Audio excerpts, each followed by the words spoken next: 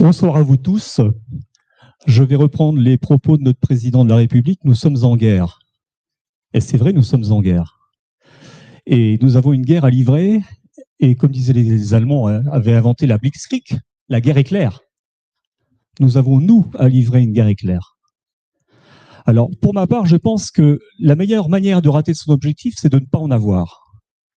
Et le problème de la multiplication des médias indépendants ou alternatifs, c'est qu'en fait, on noie les gens d'information, qu'ils ne sont pas toujours en mesure d'assimiler.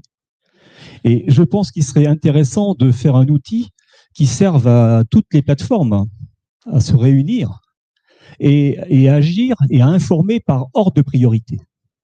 Parce que je pense qu'il y a des choses prioritaires. On est à un carrefour civilisationnel. Je crois que c'est la première fois qu'on s'attaque autant à l'humain. L'intelligence artificielle, le transhumanisme. Là, on est, la technique a rendu cette forme de guerre vraiment à pousser au plus loin qu'il puisse être l'atteinte sur l'humain. Je pense qu'il serait important de pouvoir se réunir entre nous, tous les médias, et puis de définir les priorités. Je pense que c'est ça qu'il faut traiter en premier. Si on prend depuis l'après-guerre, on a vraiment une priorité économique. On a perdu énormément d'artisans, de commerçants, d'agriculteurs. Mais effectivement, on a perdu des entités. Mais on a perdu autre chose de bien plus précieux, les savoir-faire. Les savoir-faire. Depuis la Révolution, on a confié le pouvoir politique aux marchands. Aujourd'hui, pourquoi il y a autant de malheurs dans l'agriculture? C'est parce que le revenu de l'agriculteur a été capté par le marchand. On a organisé une justice commerciale entre marchands.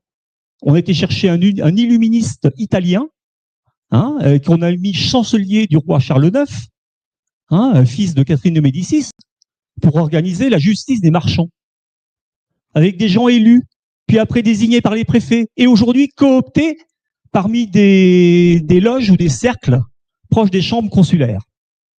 Alors, on a une urgence effectivement économique, puisqu'on est en train de créer de la misère. Alors, je pense que ça, il faut le traiter.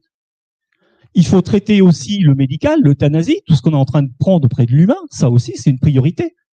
Et puis aujourd'hui, on est en train de s'attaquer aux gosses. Il y a des priorités. Attendez, si on veut détruire un pays, on s'attaque à l'enfance. En s'attaquant à l'enfant, on sait que le pays, il n'y a plus qu'à attendre. On va le ruiner dans les 10 ans ou 15 ans qui viennent. Et qu'est-ce qu'on attend pour traiter en profondeur ces sujets-là? Mais je dis bien en profondeur. Parce que le problème des médias indépendants, souvent, on veut faire du buzz. On fait de la quantité au détriment de la qualité. Il faut savoir, quand on traite un problème, il faut savoir l'aborder historiquement. Qui a fait quoi, à quelle époque, dans quel but.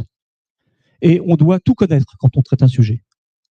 Vous voyez, je me suis intéressé à l'affaire Elf. J'ai travaillé perso 3 mois à temps complet sur l'affaire Elf pour en connaître tous les tenants et tous les aboutissants.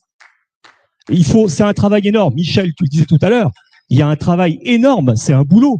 Une émission de 2 heures ou 3 heures, comme on a fait chez Nicolas, quelquefois, ça demande 15 jours ou 3 semaines de boulot. Parce qu'on doit tout vérifier et on doit connaître parfaitement ces sujets. Alors, je pense qu'il serait urgent de prioriser. Quelles sont les priorités aujourd'hui? Ça, c'est très important. Chacun peut en traiter un bout entre différents médias, mais on est dans l'urgence, là. Parce que si on ne traite pas les sujets capitaux, là, mais le pays il va faire ça. C'est même pas le pays, c'est l'humanité qui va faire ça. Voilà.